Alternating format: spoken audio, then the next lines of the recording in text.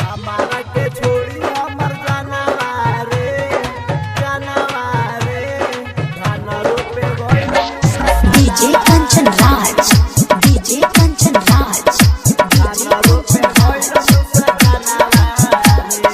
नीम चौक चौसीमा वैशाली।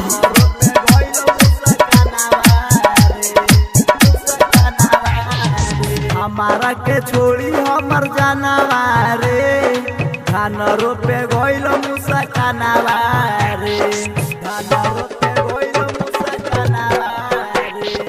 हमारा के छोड़ी हमर जानवा रे धान रोपे गइल मुसकानावा रे।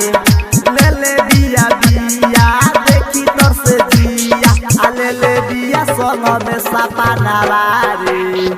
हमारा के छोड़ी हमर जानवा रे धान रोपे गइल मुसकानावा रे धान रोपे गइल मुसकानावा रे।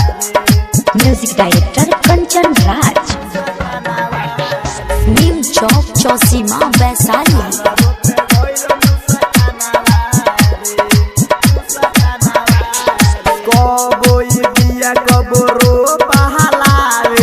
हमारा के देखी देखी ताके तारा पावे कबोई बिया कबरो बहलावे।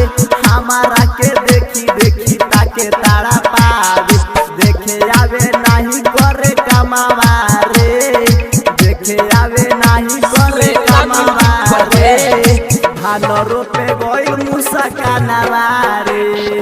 हमारा के छोड़ी हमर जानवा रे धान रोपे गइल मुसकानावा रे धान रोपे गइल मुसकानावा रे। डीजे कंचन राज धान रोपे गइल नीम चौक चौसीमा वैशाली। रोपत रोपत उहे भूखे लागे गइल आइल बिया घर त खाना लेके गइल। रोपत रोपत उहे भूखे लागे गइल आइल बिया घर त खाना लेके गइल। तोड़ देलक अंशु के सपनावा रे तोड़ देलक सरगम के सपनावा रे।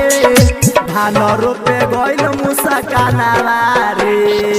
हमारा के छोड़ी हमर जानवा रे धान रोपे गइल मुसकानावा रे। Shweta digital recording studio Sanichari चौक बेतिया।